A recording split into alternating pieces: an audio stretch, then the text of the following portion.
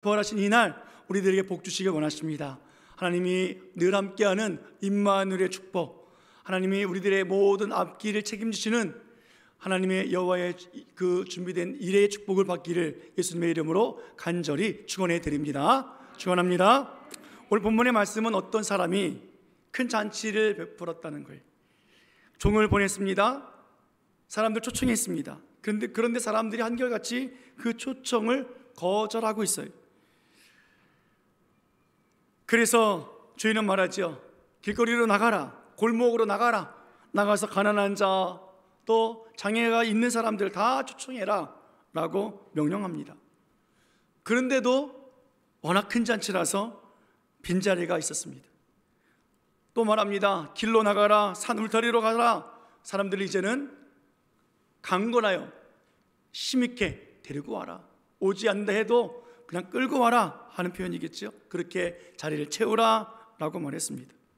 그리고 이 잔치에 초청받았으나 오지 않기로 했던 사람들, 오지 않겠다고 했던 사람들, 그 사람들은 다시는 이 잔치에 참여하지 못하게 하겠다 하는 하나의 비유의 말씀을 오늘 본문 말씀입니다. 이 비유에서 큰 잔치를 베푼 사람, 그 어떤 사람이 하는 그 사람은 다른 사람이 아니라 살아계신 하나님 아버지예요. 하나님이 큰 잔치를 베풀고 있는 거예요. 하나님이 베푼 큰 잔치, 이 잔치는 많은 사람들을 위해서 준비되어진 잔치입니다. 어떤 준비되어진 잔치일까요? 인간들을 위해서 준비해 놓으신 구원의 잔치라는 거예요. 사람들이 이 큰 잔치를 초청을 받았음에도 불구하고 찾아줘야 하는 사람들이 있다는 거죠. 여러분, 사람들이 집안에 잔치가 있을 때 벼랑간에 아침에 전화해가지고 올래? 이런 사람이 있을까요? 결혼식이 있습니다. 그러면 여러분 벌써 몇 개월 전부터 청첩장을 돌리잖아요. 미리미리 안내한다고요. 우리 교회도 심콘서트 할 때 이 동네 주변에 얼마나 많은 전단지를 뿌렸습니까? 수천 장을 뿌렸습니다. 그런데 그 전단지를 들고 온 사람이 없는 것 같아요. 아직은 없어요. 그래도 우리는 그렇게 또 뿌렸잖아요. 교회도 가정도 어디든지 마찬가지죠. 미리 홍보를 하죠. 언제 잔치가 있습니다, 오십시오 라는 것 아니겠습니까? 오늘 본문도 마찬가지였습니다. 미리 알렸어요. 잔치가 있음을 알렸습니다. 그런데 그들은 핑계를 대고 오지 않았습니다. 하나님이 만들어 놓으신, 준비해 놓으신 이 큰 잔치, 구약 성경에서는 미리미리 선지자를 통해서 알리고 또 알려주셨습니다. 하나님의 큰 잔치가 예비되었다, 준비되었다, 앞으로 이 세상에 구원자 메시아가 오신다 라고 그렇게 알리고 또 알렸다고요. 수많은 선지자들과 율법과 말씀을 통해서 알려주고 또 알려줬습니다. 그리고 그 잔치에 참여하라 라고 끊임없이 홍보하고 전달해 주었어요. 어떤 말씀이 있었습니까? 이사야 7장 14절 말씀 볼까요? 이사야 7장 14절 같이 읽습니다. 시작. 그러므로 주께서 친히 징조를 너희에게 주실 것이라. 보라, 처녀가 잉태하여 아들을 낳을 것이요 그의 이름을 임마누엘이라 하리라. 아멘. 징조가 있다. 처녀가 잉태하여 아들을 낳을 것이요 그의 이름을 임마누엘이라 하리라. 그렇게 알려줬다고요. 그런데 그 수많은 아기들 중에서 누가 처녀로부터 낳은 아기인지 알 수 있겠느냐고요. 아니, 어떻게 처녀가 아기를 낳을 수 있겠느냐고요. 아마 그래서 믿지 못했던 것 아닐까 하는 생각도 해봅니다. 이해가 돼요, 충분히. 좀 곁길로 가면 신천지는 이 본문 말씀 가지고 아주 재밌게 여러분 해석을 합니다. 이 동네 근처까지 신천지가 왔기 때문에 언급해 드릴게요. 그들은 처녀가 아들 낳았다는 것은 처녀가 아니라고 말해요. 어떻게 사람이 아가씨가 어떻게 아기를 낳을 수 있냐는 거지요. 그 처녀는 구약에서 말하는 시온, 예루살렘, 그 처녀를 말하는 것이다. 예루살렘에서 난다라는 말이다 라고 그렇게 해석을 합니다. 안 믿으려니까 별걸 다 갖다가 붙여요. 안 믿어지는 거예요. 처녀가 아기를 낳은 것을 여러분 본 적 있으십니까? 여러분 봐서 믿어요? 아니면 그냥 말씀을 믿기 때문에 믿어요? 이게 믿음이에요. 이게 믿음이라고요. 장차 큰 잔치가 벌어진다. 처녀가 아들을 낳을 것이다. 그런데 모르니까. 자, 그러면 또 볼까요? 미가서 5장 2절 말씀. 시작. 베들레헴 에브라다야, 너는 유다 족속 중에 작을지라도 이스라엘을 다스릴 자가 내게로 나올 것이라. 그의 근본은 상고의 영혼에 있느니라. 아멘. 베들레헴 유다 족속 중에 태어난다는 거예요. 그러면 이제 알 수 있잖아요. 다른 동네 볼 필요 있어요, 없어요? 안 봐요. 메시아가 오신다고, 큰 잔치가 거기서 벌어진다고, 그럼 어디만 보면 돼요? 베들레헴만 보면 돼요. 여러분 이거는 찾을 수 있잖아요. 우리 동네에 이 이웃리에 메시아가 온대. 그러면 어떻게 해요? 올해 이웃리에 아기 몇 명 낳았어? 찾아보면 되잖아요. 그 중에 결혼한 사람이 낳았어? 결혼하지 않은 사람이 낳았어? 그럼 찾을 수 있어요? 없어요? 있잖아요. 그런데 그들은 믿지 않아요. 유대 땅 베들레헴에서 메시아가 나타난다. 그분은 처음부터 계신 분이고 영원하신 분이란다 라고 예언해 주고 있습니다. 그뿐입니까? 이사야 11장 1절 말씀 보십시오. 이사야 11장 1절. 자, 시작. 이새의 줄기에서 한 싹이 나며 그 뿌리에서 한 가지가 나서 결실할 것이라. 이새의 후손이라는 거예요. 그러면 족보 찾아가면 될 거 아니냐고요. 김씨 가문인지 빈씨인지 박씨인지 얼마나 정확하게 하나님께서 말씀해 주고 예언해 주고 계시냐고요. 그는 그 위에 여호와의 영 곧 지혜와 총명의 영이요 모략과 재능의 영이요 지식과 여호와를 경외하는 영이 강림하신다라고 이사야 11장 2절에 말씀하고 있어요. 이사야 9장 6절에 그의 이름은 어떤 이름을 가졌냐면 그 아기의 이름을 분명히 말씀해 주고 있는데요. 같이 읽겠습니다. 시작. 이는 한 아기가 우리에게 낳고 한 아들을 우리에게 주신 바 되었는데 그의 어깨에는 정사를 메었고 그의 이름은 기묘자라 모사라 전능하신 하나님이라 영존하신 아버지라 평강의 왕이라 할 것임이라. 아멘.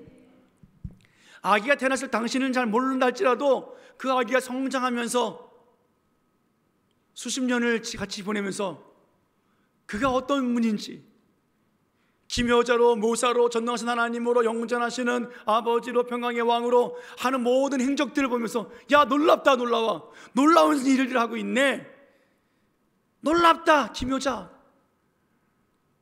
모사, 카운셀러, 뭔가를 가르쳐주고 그동안 알고 있었던 율법과 전통을 고쳐주는 사람들, 그 사람 중에서 찾으면 될 것 아니겠느냐고요. 메시아를 말이에요. 그런데 찾지 않는 거죠. 정말 예수님께서 이렇게 예언하신 대로 이 땅에 오셨어요. 때가 차면 오셨다고요. 예수님은 이 땅에 오셔서 모든 사람들을 이 큰 잔치에 다 초청하고 계시는 거예요. 영생을 얻게 하시고 구원을 얻게 해주시기 위해서 예수님이 이 땅에 오심으로 큰 잔치가 시작되었습니다. 한 사람 한 사람 초청을 해 주셨습니다. 바리새인들 초청합니다. 서기관을 초청합니다. 율법사, 제사장들 초청했습니다. 그런데 그들이 한결같이 예수님의 그 초청에 응하지 않고 있어요. 그래서 예수님 어떻게 합니까? 그래, 그럼 빈자리를 채워라. 세리와 창기와 어부와 가난한 자들과 죄인들을 천국 잔치로 불러주시고 또다시 초청하시는 거예요. 유대인들 초청했는데 유대인들이 거부했습니다. 그래, 그러면 더 멀리 나가자. 이방인들에게까지도 복음이 들려지게 하라. 그 잔치에 이방인까지 불러주고 있는 거예요. 여러분 본문을 보면 잔치에 오지 않는 이유들이 다 있었어요. 유대인들이 큰 잔치에 참여하지 않았던 이유가 분명히 있다라는 거예요. 왜 그래요? 자기들의 잔치가 더 중요하기 때문에 그래요. 어떤 잔치였습니까? 밭을 샀대요. 소를 샀대요. 결혼했대요. 여러분 이런 것들은 일상생활에서 정말 필요한 것 아니겠습니까? 정말 중요한 거예요. 하나님 모르시기 때문이 아니에요. 인정하고 계세요. 서로 사는 것, 내 마음대로 사는 것 아니잖아요. 그 시간에 그 장소에 가야 서로 살 수 있지, 아무 때나 가서 서로 살 수 없잖아요. 소고기는 정주행 가서 아무 데나 살 수 있지만 소는 안 그렇다고요. 파는 날이 있어요. 여러분, 결혼이요 아무 때나 합니까? 날짜는 내가 잡지요. 그런데 다 초청장 보내놨어요. 그럼 바꿀 수 있어요, 없어요? 이게 쉽겠냐고요. 바꿀 수도 있겠죠. 그런데 그것이 쉽지 않아요. 밭을 샀기 때문에, 소유를 샀기 때문에, 결혼해야 되기 때문에, 기타 등등 여러 가지 이유가 정말 그들에게 있어서는 중요하고 가치 있는 잔치였을지 모르겠으나, 오늘 예수님의 잔치가 어떤 잔치인지를 그들은 알지 못하고 있다는 거예요. 오늘 그렇게 이유를 대고 못 가서, 본문에도 말씀하고 있습니다. 내가 못 가니 나를 좀 양해하도록 하라 라고 이야기를 합니다. 그럼 주인이 그러냐고, 바쁘냐고, 중요한 집안에 일이 있네, 알았어 라고 하면 좋겠습니까? 그런데 주인은 화를 내는 거예요. 그리고 나가서 사람들 데리고 와라. 심지어 주인과 아무런 관계가 없는 사람들 산으로 가라, 전혀 모르는 사람들까지도 다 강문에 데리고 오라 라고 이야기를 합니다. 더 나가서 초청했는데 응하지 않은 사람들 다시는 이 잔치에 들어올 수 없어 라고 아예 못을 박으며 저주하듯 하고 있다는 거예요. 주인이 악해서 그럴까요? 주인이 좀 상대방을 이해해주고 배려해주고 용납해주면 안 되겠습니까? 왜 주인이 화를 낼까요? 왜 주인이 그들을 들어오지 못하도록 막는 이유가 무엇일까요? 여러분, 하나님이 만들어 오신 이 큰 잔치는요, 사람들의 잔치와 질적으로 달라요. 출발부터가 달라요. 사람들이 매우 중요하게 여기는 그 대소사, 가정의 문제, 중요한 문제들, 잔치들, 이것은 하나님이 베푸시는, 하나님이 그 잔치 속에서 주시는 그 놀라운 은혜와 비교할 수가 없는 거예요. 이 땅에 하나님이 오셨습니다. 사람의 몸을 입고 오셨습니다. 수많은 사람들이 세상에 살고 있지만 겉만 번지르르 해요. 사실은 그 속은 완전히 죄와 저주와 사망으로 타들어간 모습으로, 죽어간 모습으로 하루하루 살고 있다고요. 그런 사람들을 위해서 예수님이 이 땅에 오셔서 하나님의 나라 큰 잔치에 벌여놓으시고 초청하고 계시는 거예요. 예수님이 이 땅에 오셔서 말씀하십니다. 내게로 오라, 내게로 오라. 마태복음 11장 28절 말씀, 잘 아는 말씀이죠. 수고하고 무거운 짐진 자들아 다 내게로 오라, 내가 너희를 쉬게 하리라. 뭐 그렇게 바쁘리 사니, 뭐 그렇게 힘들게 사니? 우리 주님께서 우리를 참된 평안과 안식 주시기 위해서, 구원을 주시기 위해서 내게로 오라 말씀하셨습니다. 요한복음 6장 35절 말씀 보면은 주님이 이렇게 말씀하십니다. 예수께서 이르시되 나는 생명의 떡이니 내게 오는 자는 결코 줄이지 아니하실 것이요. 다 같이 읽어볼까요? 자, 눈을 뜨시고 이제 시작했는데 밤새 새벽성 놀았나요? 다 같이, 자 시작. 예수께서 이르시되 나는 생명의 떡이니 내게 오는 자는 결코 줄이지 아니할 터이요 나를 믿는 자는 영원히 목마르지 아니하리라. 아멘. 내게 오는 자는 결코 줄이지 않는다. 나를 믿는 자는 영원히 목마르지 아니하는다. 그러니 내게로 와라, 내 잔치에 참여해라 라고 주님은 오셔서까지도 말씀하셨어요. 오시기 전부터 말씀하셨고, 오셔서 말씀하셨고, 지금도 말씀하고 계시는 하나님이세요. 예수님의 이 큰 잔치에 참여하게 되어지면 어떤 일이 벌어집니까? 여러분, 세상에 살 때 날마다 예수님의 큰 잔치 안에서 살아간다는 사실을 깨닫게 되어져요. 큰 잔치의 주인, 그분은 예수님이시구나. 그 예수님은 우리들의 인생이 힘들고 어렵고 또 해결할 수 없는 많은 문제들이 있다 할지라도 그 모든 것들을 큰 잔치의 그 기쁨의 모든 문제들로 다 바꿔 주신다는 거예요. 걱정 의심 없게 해주시는 거예요. 여러분, 예전이나 지금이나 큰 잔치가 있으면 사람을 보냅니다. 그리고 모셔오는 거예요. 이게 잔치의 예전 아니겠습니까? 그래서 일일이 다 갈 수 없으니까 지금 어떻게 해요? 초청장을 보내는 거예요. 정말 중요한 잔치, 큰 잔치는요, 초청장 없으면 못 들어갑니다. 오늘 예수님은 제자들을 세상에 보내십니다. 우리들을 세상에 보내시는 거예요. 가서 초청장을 배부하듯 나눠주듯 선포하라라는 거예요. 나가서 전하라는 거예요. 예수님께로 오라. 모든 삶에 평안과 그리고 구원과 안전함이 있다. 목마르지 아니하고 줄이지 아니한 인생을 살아갈 수 있다라고 말하라라고 말씀하고 있는 것 아니겠습니까? 오늘 본문은 예수님께서 바리새인의 지도자들이 모인 그 집에서 오늘 비유로 말씀해 주고 있는 내용입니다.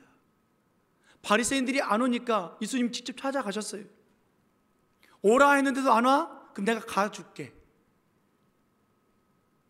함께 잔치를 좀 보여줄게 라고 주님이 그렇게 말씀해 주고 계심에도 불구하고 그들은 그 총잔치에 들어오지 않고 있습니다.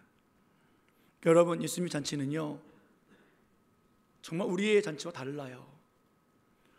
예수님의 잔치는 자기를 위한 잔치, 예수님 위한 잔치가 아니라 자신을 내어주기 위한 잔치예요. 예수님의 잔치는 자신의 몸을 찢고 그 살을 나눠주고 피를 흘려서 새 언약 안에서 그리고 자신의 생명을 내어주는 그런 잔치가 예수님의 잔치예요. 예수님의 잔치에 들어온 자들에게 예수님 말씀하십니다. 내 잔치에 들어오거든 아무것도 하지 말아라. 여기서 쉬고 여기서 주는 모든 것을 좀 받아 누려라.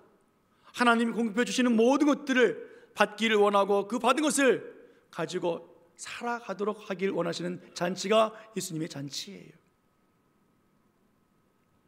여러분, 결혼식장 가실 때 뭐 들고 가야 되잖아요. 빈손으로 가시는 분 있으세요? 예. 축하한다고 축의금 5만 원 넣고 4명이 가서 뷔페를 먹으면 누가 이익이에요? 그런 가정이 있어서 전 싸우는 가정도 봤어요. 야, 그만큼 내놓고 식구들 다 불러서 먹냐고. 참, 예. 여러분, 그런데 우리 예수님은 그렇게 말씀하시는 분이세요. 마음껏 먹어라. 마음껏 누려라. 빈손으로 와도 된다. 너희들 가져올 것이 무엇이 있느냐라고 말씀하시며 주님은 거저와서 먹으라 라고 말씀하신 잔치가 예수님의 잔치예요. 사랑하는 여러분, 예수님의 잔치에 들어와서 마음껏 먹고 마음껏 누리시기를 예수님 이름으로 축원해 드립니다. 하나님 우리들에게 은혜를 베풀어 주시는 거예요. 은사를 베풀어 주십니다. 긍휼을 베풀어 주십니다. 자비를 주십니다. 구원을 주십니다. 사랑을 주십니다. 축복을 주십니다. 마음껏 받고 누리세요. 이것이 하나님이 준비해 놓으신 천국의 큰 잔치입니다. 그곳에 오는 사람들마다 영생을 얻습니다. 그곳에 오늘 온 사람들은 어떠한 죄가 있을지라도 하나님이 그 죄에 대해서 다 용서해 주시는 거예요. 그 죄를 물으실 거예요. 그 죄를 심판하고 벌을 주려고 하는 것이 아니라 용서해 주시기 위해서 그 죄를 묻고 물으시는 거예요. 여러분, 그리스도 우리들은 죄를 회개해야 돼요. 왜요? 용서받아야 되니까. 오늘도 하나님께서 큰 잔치를 통해서 얻게 되어지는 기쁨과 즐거움, 그것을 살아가게 하신 하나님이십니다. 예수님의 큰 잔치, 하나님의 선물이에요. 누구든지 무엇이든지 구하는 것마다 주시는 하나님의 선물이에요. 소가 필요합니까? 소를 주시는 하나님이에요. 밭이 필요합니까? 밭을 주시는 하나님이십니다. 결혼할 배우자가 필요합니까? 하나님께서 다 한 몸 이룰 수 있도록 벌써 준비해 놓으신 하나님입니다. 어디에서 그것을 찾기를 원하고 있는가 우리는 기억해 봐야 합니다. 여러분, 하나님의 잔치는요 우리에게 은혜입니다. 하나님의 은혜는 우리가 이 세상을 살아갈 때 필요한 것을 책임져 주시는 은혜예요. 하나님의 은혜는 영원한 천국을 소망하는 것이고 예수님과 함께 기쁨과 즐거움을 나누는 것, 큰 잔치의 베풀어 주신 것이 하나님의 은혜인 것을 알게 해주십니다.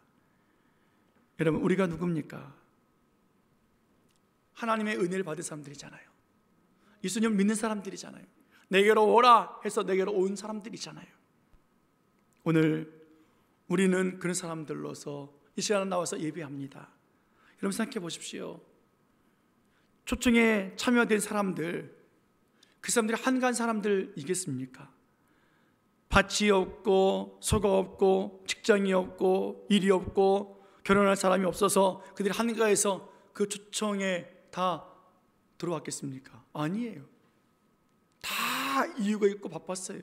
그런데 어떻게 말합니까? 강권하여 데리고 오게 하셨어요. 하나님께서 오늘 우리들에게도 그 은혜를 베풀어 주십니다. 우리의 것을, 우리의 잔치를 위해서 나는 주의 잔치에 할 수 없습니다 라고 말하는 자들이 아니라 오늘 주님의 잔치에 참여하는 우리들의 모습이 되어야 한다라는 말이지요. 사랑하는 여러분, 오늘도 아기 예수님의 탄생을 축하하는 우리들, 오늘도 성경의 수많은 예언의 말씀들, 그 복음의 말씀들을 또 우리가 들었기에 오늘도 믿고 믿음으로 이 잔치에 들어온 우리들, 이제 나가서 제자들과 같이 이 잔치를 전하는 우리들의 모습이 되어야만 합니다. 왜요? 이 잔치에 들어온 사람들마다 하나님과 관계가 쌓아지면 쌓아질수록 모든 인생의 문제가 해결되어지기 때문에 그래요. 그리고 참된 기쁨과 평안으로, 축복으로, 구원으로 삶이 바뀌게 되어지기 때문에 그렇습니다. 제가 수개월 동안 여러분들을 쭉 지켜봤어요. 그런데 너무 가슴 아픈 경우가 생긴 것을 보았습니다.